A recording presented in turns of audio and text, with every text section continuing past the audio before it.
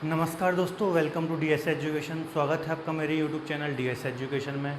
दोस्तों, हम अध्ययन कर रहे हैं भारतीय राज्य व्यवस्था या फिर इंडियन पॉलिटी का। और दोस्तों, अभी हम मौलिक अधिकार का अध्ययन कर रहे हैं, मौलिक अधिकार का, है ना।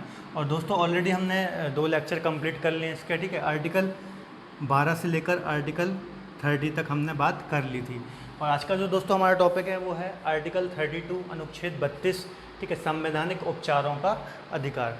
दोस्तों, ये जो आर्टिकल है इसके बहुत ज़्यादा महत्वपूर्ण आर्टिकल है, ठीक है। इसकी इम्पोर्टेंस आप इस बात से देख सकते हैं कि जो हमारे संविधान निर्माता थे, ठीक है, जो कि जिनका बहुत महत्वपूर्ण स्थान है हमारे संविधान के निर्माण में, ठीक है, डॉक्टर भीमराव अंबेडकर, इन्होंने आर्टिकल 32 को संविधान की आत्मा व हृदय कहा है, ठीक है, हार्ट एंड सोल, ठीक है। तो इससे आप इम्पोर्टेंस लगा सकते हैं कि आर्टिकल 32 का कितना ज़्यादा महत्व है, ठीक है। तो इसको पढ़ाई की दृष्टि से व एग्ज़ाम की दृष्टि से भी बहुत महत्वपूर्ण हो जाता है। तो दोस्तों, इसमें हम पहले देख लेते हैं कि आखिर ये जो संवैधानिक उपचारों का अधिकार है, ठीक है, इसका मतलब क्या है, फिर ये है क्या चीज़, ठीक है। तो दोस्तों, यदि राज्य के द्वारा किसी व्यक्ति के मूल अधिकारों का उल्लंघन किया जाता है तो उस व्यक्ति को सीधे सुप्रीम कोर्ट में जाने का अधिकार है, ठीक है। अब यहाँ पे देखिए दोस्तों, राज्य शब्द है जो, ठीक है, यदि राज्य के द्वारा, ठीक है, किसी व्यक्ति के मूल अधिकारों का, तो दोस्तों ये जो राज्य शब्द है इसका बहुत ज़्यादा महत्व है। राज्य मतलब आर्टिकल 12, ठीक है, हमने पढ़ा था राज्य मतलब, ठीक है। तो यदि राज्य के द्वारा किसी व्यक्ति के मूल अधिकारों का हनन किया जाता है तो वह सीधे सुप्रीम कोर्ट जा सकता है और बोल सकता है कि हमारे जो हमारे मौलिक अधिकार है इसका हनन हुआ है, ठीक, और सुप्रीम कोर्ट उसमें डायरेक्ट सुनवाई कर सकता है। लेकिन दोस्तों, आपको याद रखने वाली बात है कि, ठीक है, इस राज्य से संबंधित विषय में ही आप सीधे सुप्रीम कोर्ट जा सकते हैं, ठीक है। यदि राज्य ने हमारे मौलिक अधिकारों का हनन किया, यदि कोई नॉर्मल व्यक्ति है, ठीक है, आम व्यक्ति है, उसने आपके मौलिक अधिकारों के साथ कोई हनन किया है या फिर ब्रेक किया है, ठीक है, तो आप सुप्रीम कोर्ट डायरेक्ट नहीं जा सकते। उसके लिए एक नॉर्मल प्रक्रिया ही रहेगी कि आप पहले पुलिस स्टेशन जाएंगे, एफआईआर वगैरह कराएंगे, फिर आप न्यायालय जाएंगे, फिर बाद में वहाँ सुनवाई नहीं होती तो सुप्रीम कोर्ट जाएंगे, ठीक है। तो ये एक अलग बात है, ठीक है। लेकिन यहाँ पे हम राज्य की बात कर रहे हैं, ठीक है। यदि राज्य आपके मूल अधिकार का या मौलिक अधिकारों का हनन करता है तो आप डायरेक्ट सुप्रीम कोर्ट जा सकते हैं, ये एक समझने वाली बात है।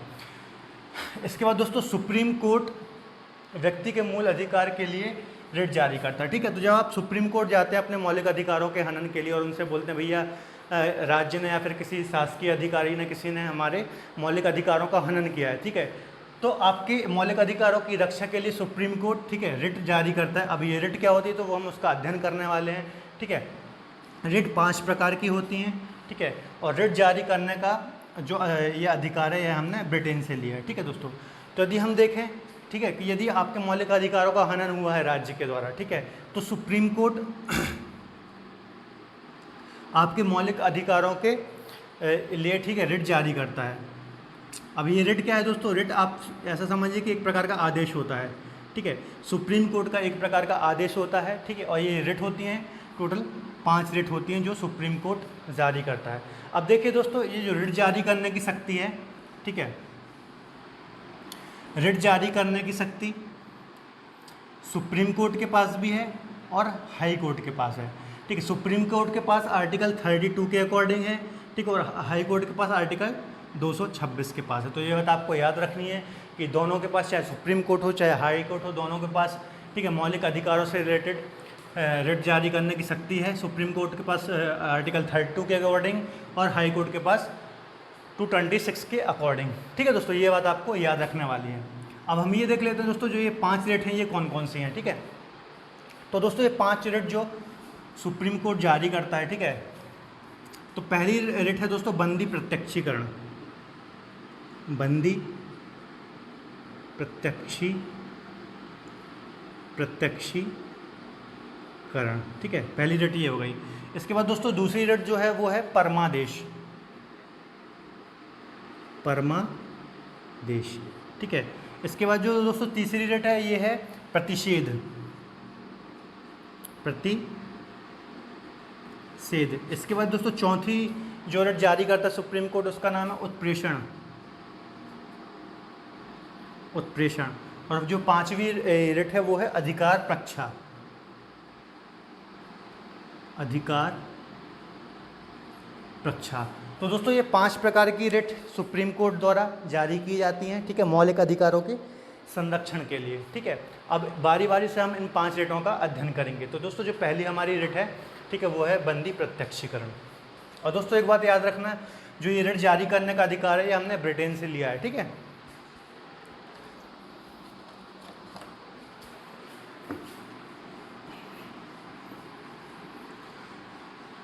तो दोस्तों पहली जो रिट है वो है बंदी प्रत्यक्षीकरण, इसे हैबियस कॉर्पस भी बोलते हैं, ठीक है। ठीक है, देखिए नाम से ही समझ में आ रहा है बंदी प्रत्यक्षीकरण, ठीक है, बंदी प्रत्यक्षीकरण मतलब दोस्तों जिसको आपने बंदी बनाया या फिर कैद किया हुआ है, ठीक है, हिरासत में लिया गया है, उसको प्रत्यक्ष करना, ठीक है, मतलब बंदी प्रत्यक्षीकरण। इसे हैबियस कॉर्पस भी बोलते हैं, ठीक है दोस्तों। तो ये हैबियस कॉर्पस एक लैटिन भाषा का शब्द है, ठीक है, जिसका अर्थ है सशरीर प्रस्तुत करना, अर्थात जिसे आपने बंदी बनाया है उसे न्यायालय के समक्ष सशरीर प्रस्तुत करना।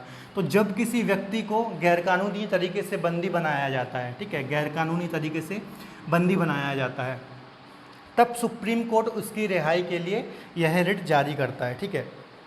अब इसको हम समझ लेते हैं। देखिए दोस्तों, यदि कोई व्यक्ति है, ठीक है, उसे गैरकानूनी तरीके से बंदी बना लिया जाता है, ठीक है, बंदी बना लिया तो उसे पूरा अधिकार है उस व्यक्ति को, ठीक है, कि वह अपने वकील के माध्यम से, ठीक है, सुप्रीम कोर्ट में अपने मौलिक अधिकारों के अकॉर्डिंग, ठीक है, सुप्रीम कोर्ट जा सकता है, ठीक है, और सुप्रीम कोर्ट आदेश देगा जिसने बंदी बनाया है कि आप इसे न्यायालय के समक्ष पेश कीजिए, ठीक है। और यदि संबंधित व्यक्ति, ठीक है, यदि दोषी नहीं होता है, ठीक है, दोषी नहीं होता है, ठीक है, तो उसे छोड़ने का आदेश भी देता है या फिर रिहाई का आदेश भी दे दिया जाता है, ठीक है दोस्तों। तो आप समझ गए होंगे। तो दोस्तों ये है जो रिट है, ठीक है, आर्टिकल 21 क्या है, हमने पढ़ा था, प्राण व दैहिक स्वतंत्रता, ठीक है, इसे प्रोटेक्ट करता है। तो आर्टिकल 21 को प्रोटेक्शन देता है, ठीक है, ये बंदी प्रत्यक्षीकरण। तो एक बार और हम रिवीजन कर लेते हैं, बंदी प्रत्यक्षीकरण या हैबियस कॉर्पस। तो दोस्तों देखिए ये एक लैटिन भाषा का शब्द है, ठीक है, जिसका अर्थ है सशरीर प्रस्तुत करना न्यायालय के समक्ष, ठीक है। यदि किसी व्यक्ति को, ठीक है, गैरकानूनी तरीके से बंदी बनाया गया है या फिर ऐसे भी बंदी बनाया गया है, तो उसे पूरा अधिकार है कि, ठीक है, कि वो अपने वकील के माध्यम से सुप्रीम कोर्ट जा सकता है, अपने मौलिक अधिकारों के तहत, ठीक है, जा सकता है। और जब जाएगा तो सुप्रीम कोर्ट आदेश देगा या पुलिस या फिर जिसने भी बंदी बनाया कि आप इसे सुप्रीम कोर्ट के सामने या फिर हमारे सामने प्रस्तुत करें, ठीक है, और यह दोषी नहीं है यदि संबंधित व्यक्ति, तो उसे रिहाई का आदेश भी दे दिया जाएगा। तो यह है दोस्तों बंदी प्रत्यक्षीकरण, ठीक है। और ये एक बात याद रखना कि यह आर्टिकल 21 जो प्राण व दैहिक स्वतंत्रता है, इसे प्रोटेक्ट करता है। इसके बाद दोस्तों दूसरा जो हमारा अधिकार है या रिट है वो है परमादेश, ठीक है, इसे बोलते हैं मैंडेमस, ठीक है। इसका अर्थ है हम आदेश देते हैं। तो देखिए परमादेश, आपको रटने की ज़रूरत नहीं है दोस्तों, रट में लोग जो स्टूडेंट्स होते हैं बहुत ज़्यादा कंफ्यूज होते हैं इनमें। लेकिन देखिए जैसे पहली रिट हमने पढ़ी बंदी प्रत्यक्षीकरण, नाम से ही समझ में आ रहा है, ठीक है, नाम से ही समझ में आ रहा है, ठीक है, इसमें कंफ्यूज होने की आपको आवश्यकता नहीं है, ठीक है, कि बंदी को प्रत्यक्ष कीजिए या फिर पेश कीजिए। इसी प्रकार परमादेश मतलब हम आदेश देते हैं, इसका मतलब आदेश से है, ठीक है, परमादेश नाम से ही आपको समझ में आ रहा है मैंडेमस, इसका अर्थ है हम आदेश देते हैं, ठीक है। जब कोई लोक अधिकारी, अब लोक अधिकारी का मतलब क्या है दोस्तों, सरकारी अधिकारी, ठीक है, अपने कर्तव्यों का पालन नहीं करता है तो सुप्रीम कोर्ट द्वारा यह रिट जारी की जाती है, ठीक है। अब यदि कोई सरकारी अधिकारी या फिर लोक अधिकारी अपने कर्तव्यों का पालन नहीं कर रहा है, फिर निर्वहन नहीं कर रहा है या फिर ठीक तरीके से अपने कर्तव्यों का पालन नहीं कर रहा है, तो सुप्रीम कोर्ट द्वारा यह रिट जारी की जाती है। तब परमादेश वाली रिट सुप्रीम कोर्ट जारी करता है, ठीक है, तथा अधिकारी से अपने कर्तव्यों का पालन ना करने के बारे में जवाब मांगा जाता है, ठीक है, तथा उसे अपने कर्तव्यों का पालन करने का आदेश दिया जाता है, ठीक है दोस्तों। अब देखिए परमादेश ये क्या है। अब देखिए जैसे कोई लोक अधिकारी है, लोक अधिकारी का मतलब है सरकारी अधिकारी कोई भी, ठीक है, राज्य के अंतर्गत जो भी अधिकारी हैं उससे है। अब इसके अंतर्गत न्यायालय भी आ जाएगा, ठीक है, न्यायालय में वकील वगैरह होते हैं जो सरकारी, वो भी आ जाएंगे, ठीक है, और कोई भी लोक अधिकारी आ जाएगा। तो जब भी कोई लोक अधिकारी दोस्तों अपने कर्तव्यों का पालन नहीं करता है, ठीक है, तो सुप्रीम कोर्ट उसे आदेश देता है, ठीक है, आदेश देता है और ये रिट जारी करता है, ठीक है, और उससे पूछता है कि आप अपने आप अपने जो ये कर्तव्य का पालन नहीं करते हैं उसका आंसर दीजिए, या फिर जवाब मांगता है उसके बारे में, ठीक है, और उसको अपने कर्तव्यों का पालन करने के लिए आदेश देता है, ठीक है। तो इसमें आपको कन्फ्यूज़ होने की जरूरत नहीं है, सीधी सीधी सी बात है, नाम से आप समझ जाएंगे, परम आदेश, ठीक है। अब देखिए नाम से ही समझ में आ रहा है, परमादेश मतलब परम आदेश, सबसे ऊपर का। आप जब सुप्रीम कोर्ट ही आदेश कर रहा है किसी अधिकारी को, ठीक है, किसी अधिकारी को जब सुप्रीम कोर्ट ही सीधे, इतनी ऊपर वाली संस्था, हमारे देश का सबसे बड़ी अदालत इसे आदेश दे रही है, तो ये परमादेश हो गया है ना। तो ऐसे आप याद रख सकते हैं। इसके बाद दोस्तों अगला है, इसके बाद दोस्तों अगली रिट है प्रतिषेध, ठीक है, या फिर से हम प्रोहिबिशन भी बोलते हैं। तो एक बार हम पढ़ लेते हैं। इसका अर्थ होता है रोकना, ठीक है। यह रिट सुप्रीम कोर्ट द्वारा अधीनस्थ न्यायालयों के विरुद्ध जारी की जाती है जब अधीनस्थ न्यायालय अपने क्षेत्राधिकार से बाहर जाकर कार्य करता है, ठीक है। तो सुप्रीम कोर्ट यह रिट जारी करता है, ठीक है दोस्तों। तो ये दोस्तों ये कह रहा है कि यदि कोई अधीनस्थ न्यायालय है, ठीक है, अधीनस्थ न्यायालय, ठीक है। अधीनस्थ न्यायालय का मतलब क्या है दोस्तों? देखिए सुप्रीम कोर्ट होता है और हाई कोर्ट होता है, ठीक है। इनके नीचे भी बहुत से न्यायालय होते हैं जिला लेवल पे वगैरह, ठीक है। तो उनकी बात कर रहे हैं। तो जब अधीनस्थ न्यायालय अपने क्षेत्राधिकार से बाहर जाकर कार्य करते हैं, अब क्षेत्राधिकार से बाहर का मतलब क्या है दोस्तों? ठीक है, ये उस केस पे काम कर रहे हैं जो इनके अंडर नहीं आता है, ठीक है। तो ऐसे केसों पर जब काम करते हैं, ठीक है, अधीनस्थ क्षेत्राधिकार से बाहर जाकर कार्य करते हैं, सुप्रीम कोर्ट यह रिट जारी करता है, ठीक है। तो जब ये अपने क्षेत्राधिकार से बाहर कार्य करते हैं तो सुप्रीम कोर्ट है प्रतिषेध रिट जारी करता है, ठीक है। और इसी से रिलेटेड दोस्तों अगली रिट उत्प्रेषण, ठीक है, इसी से रिलेटेड है, न्यायालय से रिलेटेड। यह सुप्रीम कोर्ट द्वारा अधीनस्थ न्यायालयों के लिए जारी की जाती है। इसके अंतर्गत न्यायालय द्वारा सुनवाई का फैसला कर लिया जाता है, ठीक है। अब देखिए दोनों एक दूसरे से रिलेटेड हैं, ठीक है दोस्तों, कंफ्यूज नहीं होना है प्रतिषेध और उस उत्प्रेषण में, ठीक है। प्रतिषेध क्या बोल रहा है? एक प्रतिषेध है और एक उत्प्रेषण है, ठीक है।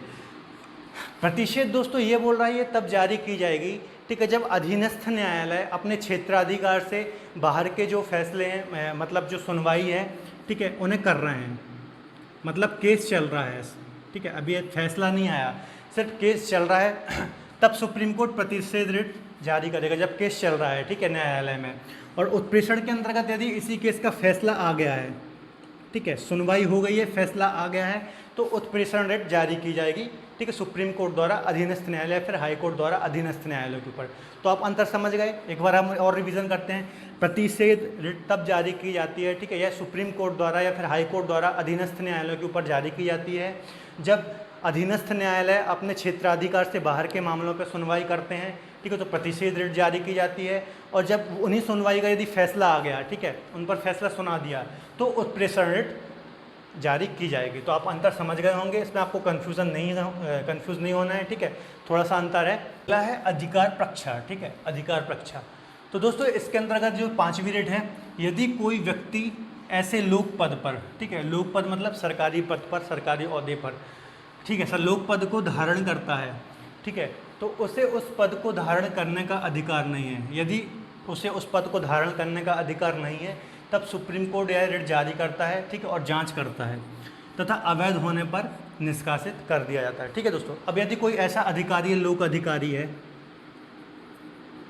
ठीक है, किसी ऐसे पद पर बैठा हुआ है जिस पद पर होने का उसे अधिकार नहीं है, ठीक है, और ऐसा पद पर वो बैठा हुआ है, ठीक है, तो दोस्तों सुप्रीम कोर्ट अधिकार प्रक्षा नाम की रिट जारी करता है, ठीक है, और जांच करता है। यदि जांच में संबंधित व्यक्ति अवैध पाया जाता है, ठीक है, ये जो बैठा हुआ है या अवैध पाया जाता है, ठीक है, तो इसे निष्कासित कर दिया जाता है।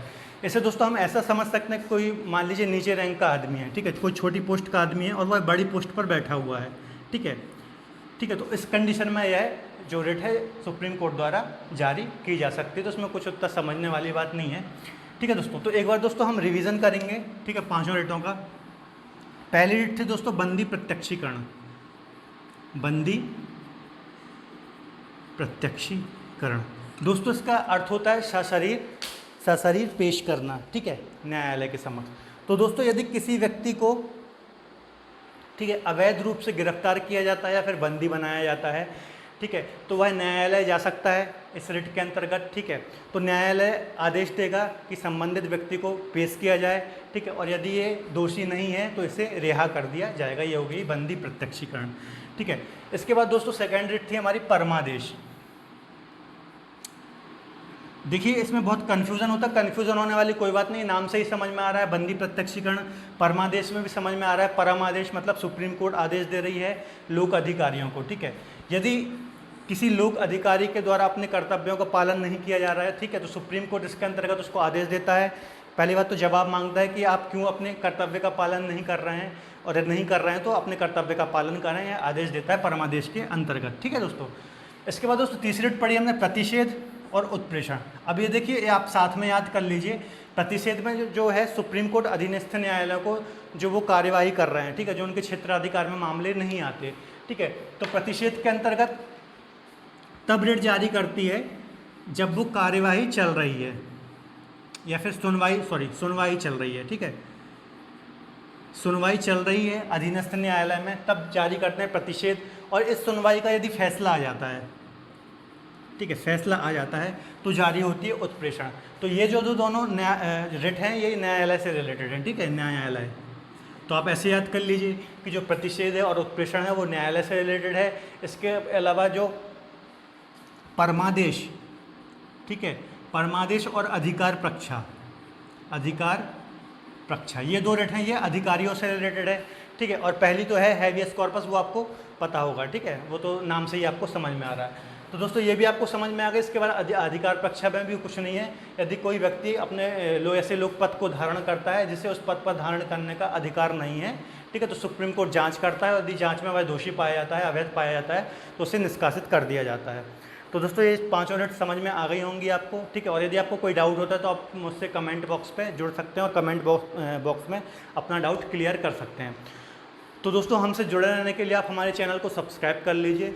ठीक, और यदि आपको लेक्चर पसंद आता है तो आप वीडियो को लाइक कर सकते हैं। इसके अलावा अपने दोस्तों से शेयर कर लीजिए। ठीक है, और बेल आइकन दबाना ना भूलें। ठीक है, अपना ख्याल रखें। धन्यवाद।